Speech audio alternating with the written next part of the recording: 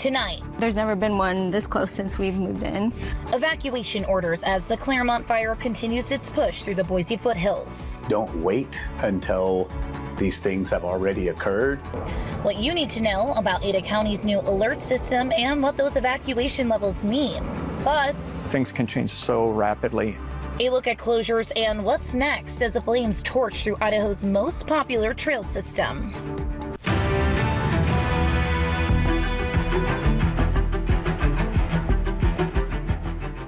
Thank you for joining Idaho News 6. I'm senior reporter Riley Shoemaker. I am live here in the Boise foothills where we begin tonight with a developing story.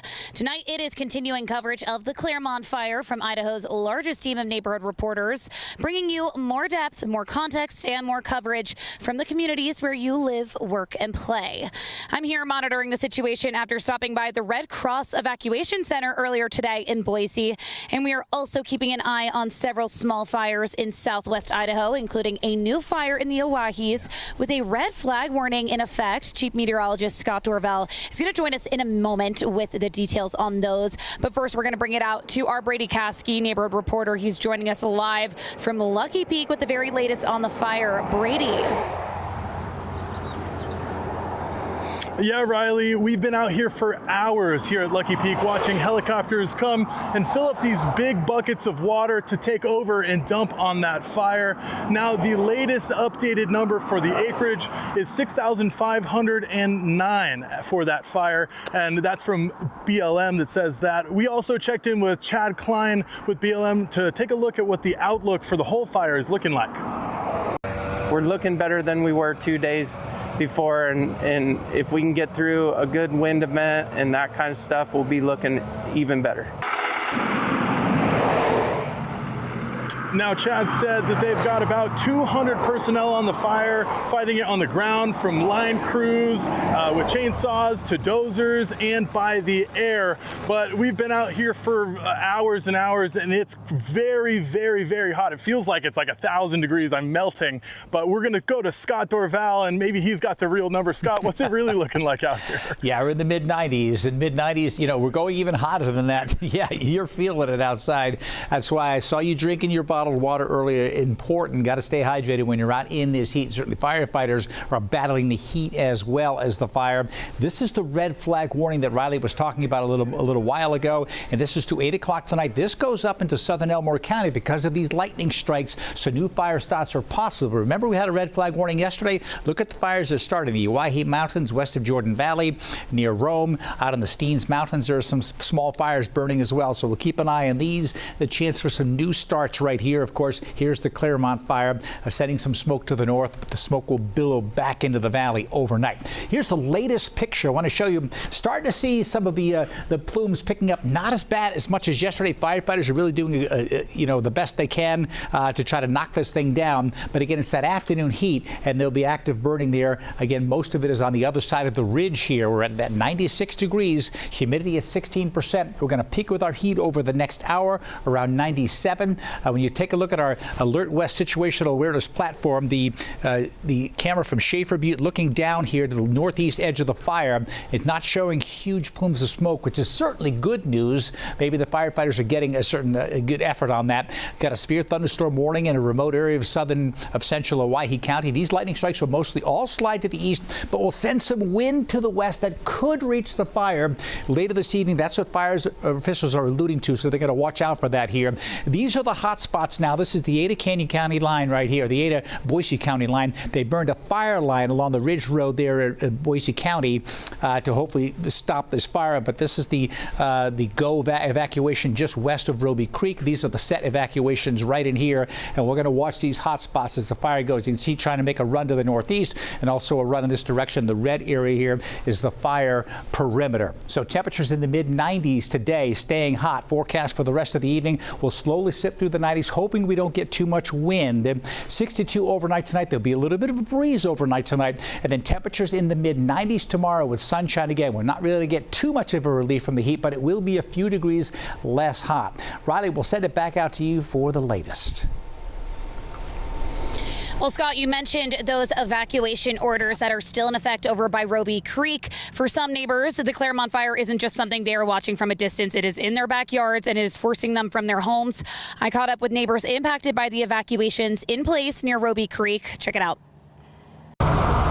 When the level 3 go now order came, Christian Dahlstrom didn't wait. We were watching the fire come up the canyon there, and it was just moving fast. So we said, yeah, let's just get out of here. Dahlstrom lives off Rocky Canyon Road, which as of Wednesday evening remains under a level 3 evacuation order. He tells me this is the 4th time he's had to evacuate in the 2 decades since he's lived there. But this time there wasn't much time to think, as the warning skipped level 1 and level 2 and went straight to a level 3 evacuation notice. Go now usually means go now, so I don't panic, I don't rush.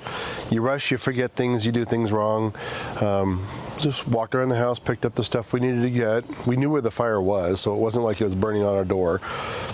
But we were out of the house in 30 minutes, 45 minutes. At Eagle Christian Church, the American Red Cross has opened a shelter for people displaced by the fire, offering meals and a safe place to stay, health services, and emotional support. We want them to feel warm, wanted and comforted. We really want to give them comfort in any way we can. Take care of them, whatever they lost, whatever they need mentally or physically or anything. Dahlstrom acknowledges that living along the wildland-urban interface means fire risk will always be part of the equation, but that doesn't mean leaving home gets any easier. Except, that's a hard one.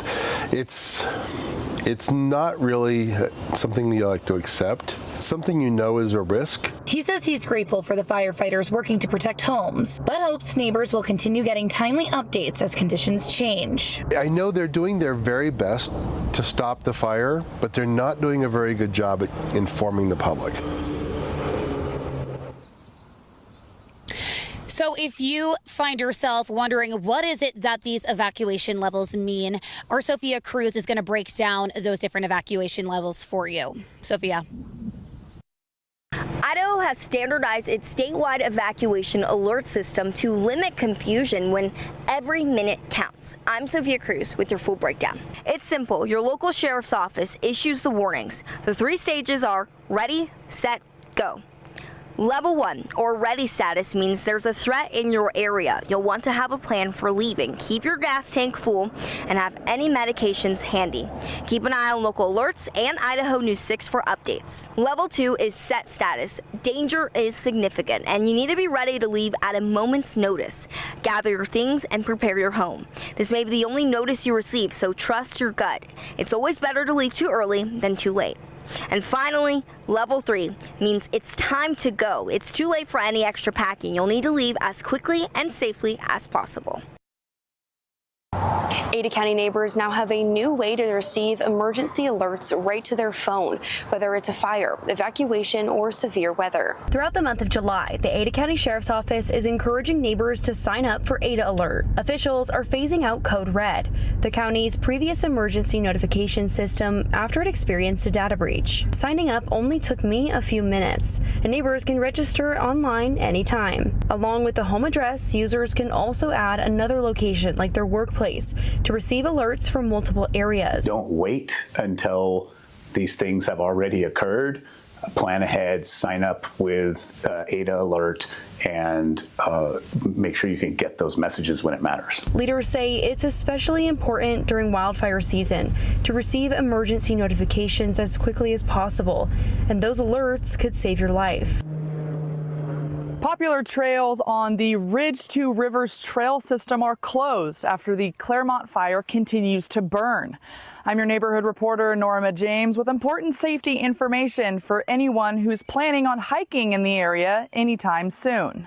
The Claremont fire has grown to thousands of acres and is tearing through Boise's foothills, preventing neighbors from using popular trails in the area. The Bureau of Land Management closed everything between Bogus Basin Road and Boise Ridge Road. Officials are asking neighbors to please not risk using these areas at this time. You could have something start below you and not even be aware of it.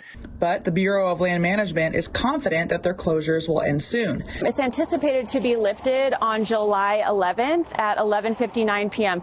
If the fire does not hold, the Forest Service would issue their own closures. In the meantime, Camelsback Park trails remain usable and open. We're hiking around, haven't noticed anything. To stay up to date on evacuations and trail closures, make sure to visit IdahoNews6.com. In the Boise foothills, I'm your neighborhood reporter Norma James for Idaho News 6.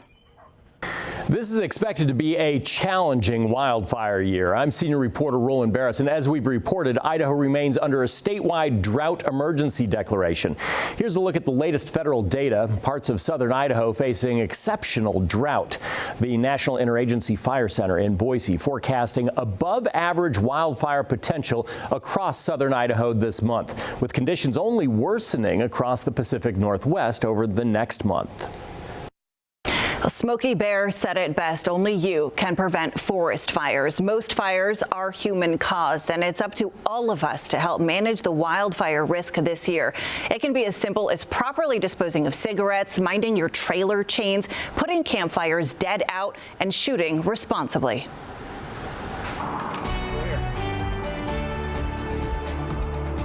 After the break, I'll bring you the latest updates on the fire.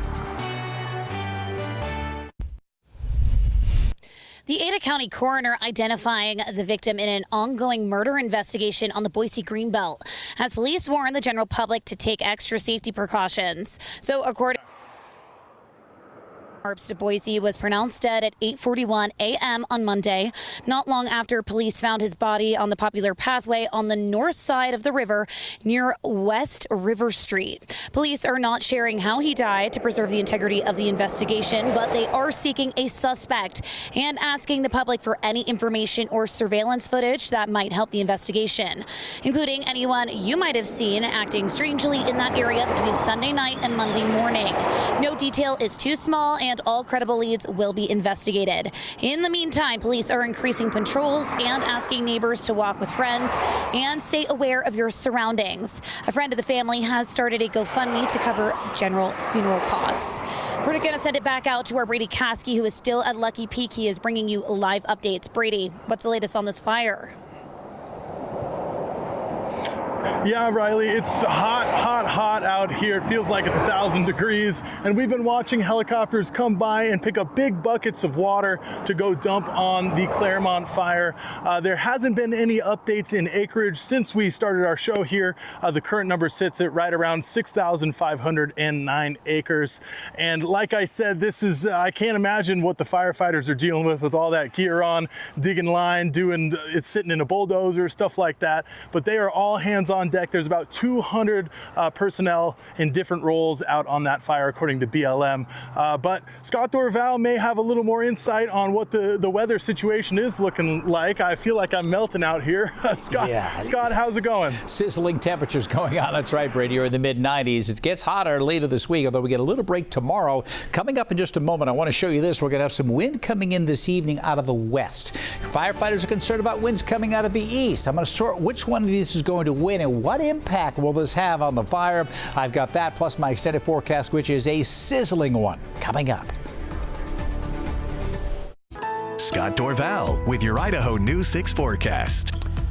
All right, let's take a look at the latest picture here from our Grove Hotel tower cam. 96 degrees, winds west at 10, fairly light, 10 miles per hour or less. You can see some of these cumulus clouds forming here, likely from the heat of the fire on the other side of the ridge top, or potentially here, I should say. But again, the active burning is in one specific location. I got a new update on those hot spots. I'll show you here in just a moment. Again, 96 right now. This is a view from the Schaefer Butte. Don't see huge plumes, which is certainly good news.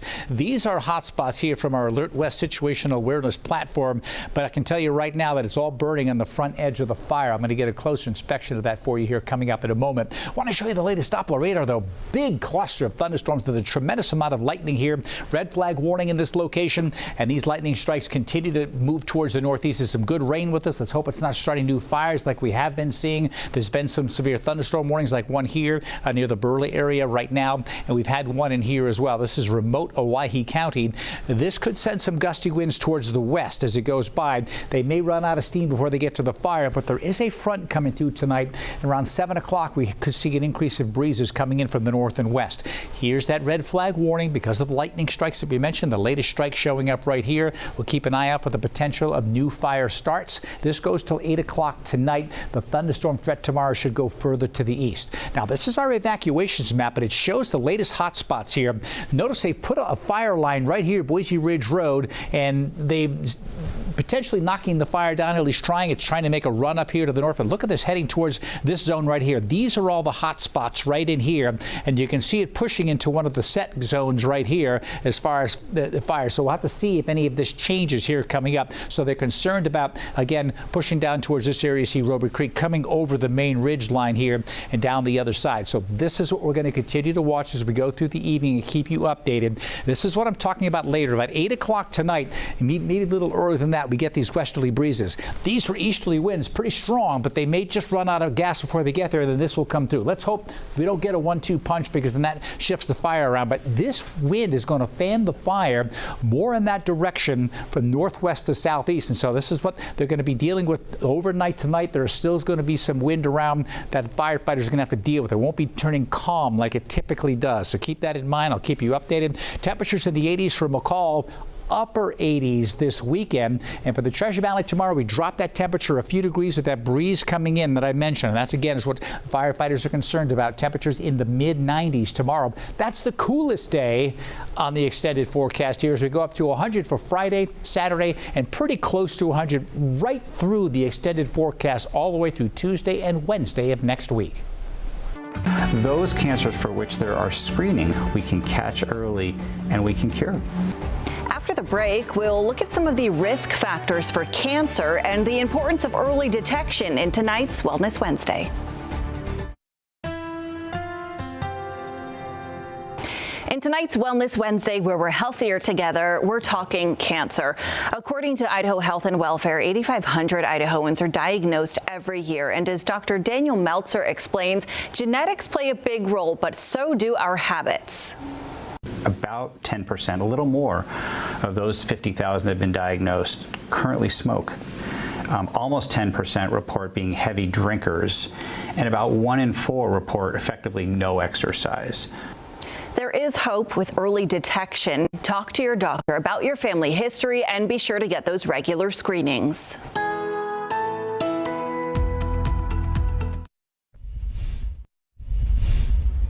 Final check of that forecast. I'm showing again the evacuations map, not only the evacuations map, which shows the GO evacuation here just west of Roby Creek and the set evacuations to the north, but these are satellite indicated hot spots for the fires. You can see them on the leading edge right here, and so this is what we're going to continue to watch. There will be a breeze increasing in this direction later tonight. That's what the fire officials are concerned about, and maybe some winds in the other direction. Anything that shifts it.